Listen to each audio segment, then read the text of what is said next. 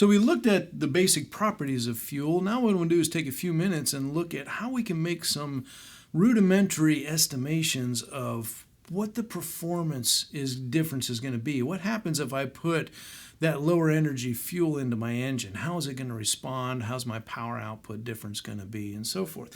And it turns out we can get a pretty good idea, or just a ballpark estimation, just by looking at a very simple ratio. So like I've shown here, P1, the ratio of P1 to P2 is the same as the ratio of E1 to E2. What is P and E? So the P side of this is going to be my power.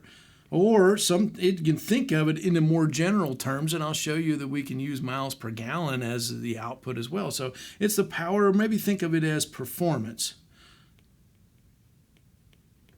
So what that engine is doing. So that's what we can think of on the P side. And the E side then is the energy content of the fuel. So that's how much energy was in the fuel that went into that engine.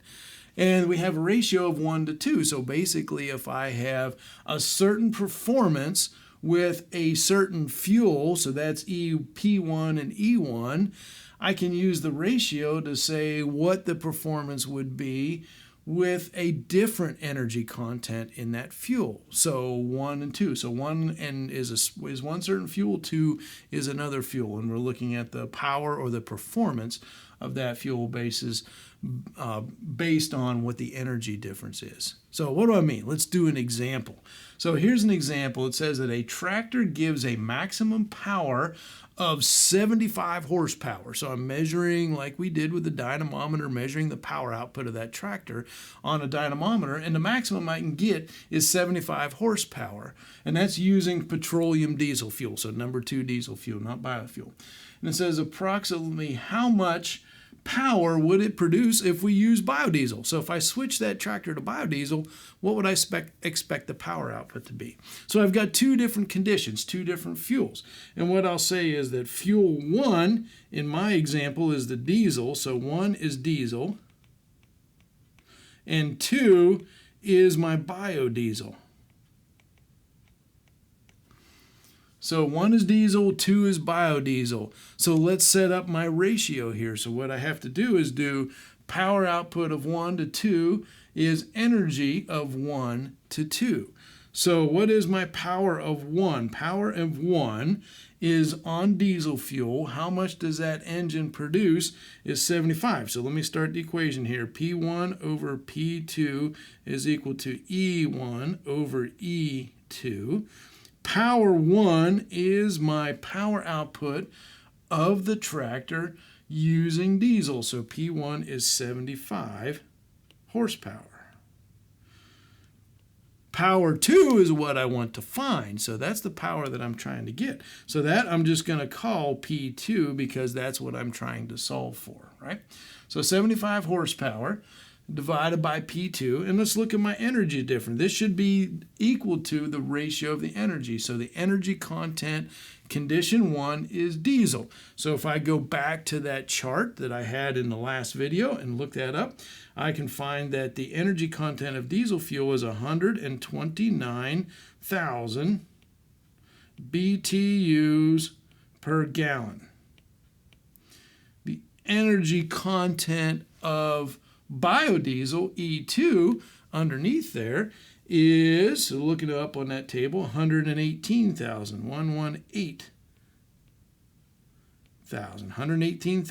BTU per gallon. Here's the cool thing when we look at math on this. It doesn't matter which units I use here because they're going to cancel out.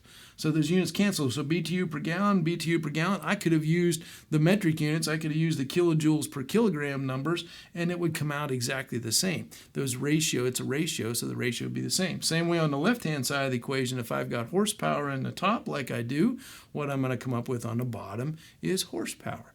So there's the equation that I have set up. I have one unknown down here, P2.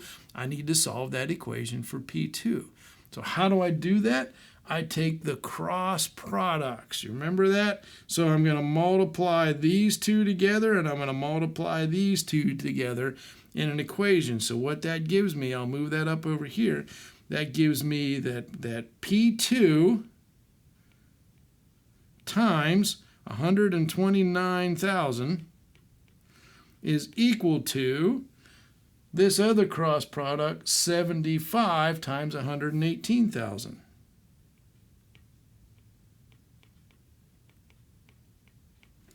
Okay, so it's just cross products. 75 times 118,000 is equal to P2 times 129,000.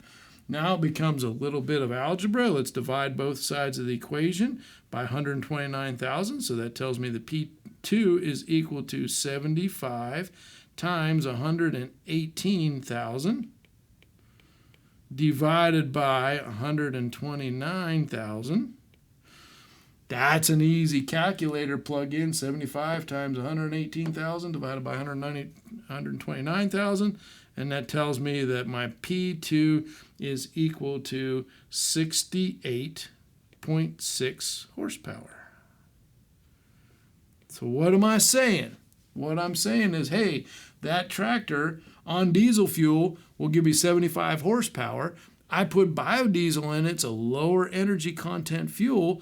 I don't expect to get as much power out of it. And in fact, my estimate is about 68, 69 horsepower is what I'm going to get out of it. Okay, so again, this is an estimate. This is not exact, so you can't go scientific with this or whatever, but it gives me a good rule of thumb, kind of look at it, estimate, yeah, this is about what it's going to do. And we'll see this. We'll do some lab exercises with some different fuels and see if we can't prove that this is the case. But let me give you another example that'll help me prove the case to see whether this works. So let's look at an automobile. Again, I said that P side of that equation doesn't have to be power. It could be some performance measure. So when we look at vehicles, we often talk about what fuel mileage do I get? How many miles per gallon can I get from that vehicle? So I looked up a Ford truck. So this is actually, I found a 2017. You can go to this website, fueleconomy.gov. You can look up any vehicle, and they'll tell you what the fuel economy is for that vehicle. So they accumulate all those tests and everything, and they know what they are there. And from that website, I found this information. So that vehicle was telling me, or that website told me that, hey, this vehicle is reported that on gasoline, so if I look at the miles per gallon, let's look at city. Let's focus on my city miles per gallon. That if I'm running on gasoline, I should get 18 miles per gallon. But if I switch over to E85, that 85% ethanol, I'm only going to get 13 miles per gallon. So I expect to get a little bit less fuel mileage, okay? Now, practically, if this fuel is cheaper, and even though I have lower fuel mileage, it may come out to be cheaper in the long run because I'll burn more fuel, but the fuel was cheaper, so it might end up being cheaper. And in fact, when you travel to other countries, Brazil in particular, where I've spent quite a bit of time, there's a whole bunch of 4 or 5 different options that you can buy at the fuel pump that you can put into your vehicle, and they all have different prices. And so the consumer needs to think, okay, what's the price difference? How much is it different? And which fuel do I want to put in my vehicle? What's going to be cheapest this week? Because as the fuel prices fluctuate, it might behoove you to go to gasoline instead of ethanol. So big thought process that goes on there. But let's see if this works. So let's test this. So what there, we know the energy difference between gasoline and E85. The manufacturer or this testing group was saying that, okay, the mileage difference should be 18 to 13. So let's test it. Let's see what we can do. So again, our equation says that P1 over P2 is equal to E1 over E2. That's my equation that I'm working with. All right, so what is condition 1? Let's say that condition 1 is the E85. And condition 2 is going to be my gasoline. So I set up my ratio. One, the E85 stuff I'm going to put in the numerator in the top of that fraction, and the gasoline I'm going to put in the denominator. So let's say that, let's try to estimate what my mileage would be on E85, and then we'll compare it to what the manufacturer says. Let's see if we can get 13, see if we can get close to it, all right? So let's test our equation, test our theory here. So we know we get 18 miles to the gallon on gasoline, so that's in the bottom of my denominator. So I have, what I'm going to be looking for is the mileage in ethanol. So I'm going to be looking for P1. So P1 is going to be my variable. P2, we said, is 18 miles per gallon. Okay, again, since this is a ratio, if I put miles per gallon in the denominator, I'm going to get miles per gallon in the numerator. That's why it's going to come out. We're going to say this is equal to my energy difference. And if I go back to that first video, go back to those other slides and look those up. So the energy content, and I'll do metric units this time just to be different. So the P1, the energy content of ethanol is, and I shouldn't have put P1 up in there. So this should be the energy content of ethanol. This should be 22,900. And that's in kilojoules per liter. That's what the units are. I'm going to divide that by the energy content. 2 is my gasoline. So the gasoline energy content was 32,000 kilojoules per liter. All right, those units cancel off, so it doesn't matter what we have. I got to do cross products again to solve this thing. So I say that P1 times 32,000 is equal to 18 times 22,900. Solve that, a little bit of algebra. So take 18 times 22,900, divide that by 32,000, and that tells me that my performance 1, P1, which is performance this time and not power, it comes out to be 12.9. So this is my estimate just purely based on the energy difference between those fuels.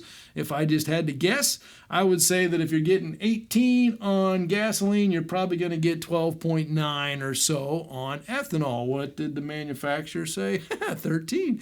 We hit pretty close, okay? So again, this is not scientific, and you might see some differences. This is an estimation. In fact, if you do it on the highway miles per gallon, it doesn't come out as close. And one of the reasons is at higher speeds on the highway, you have a lot of aerodynamics and stuff like that that's affecting the vehicle differently. And so that's that ratio may not come out quite as close. Okay, again, so this is an estimate. It gives me an idea. Yeah, this is what the difference should be. That's what I should see approximately for a difference. So that's a cool way, simple way to see what the effect of different fuels are, different energy content of fuel on the performance of an engine.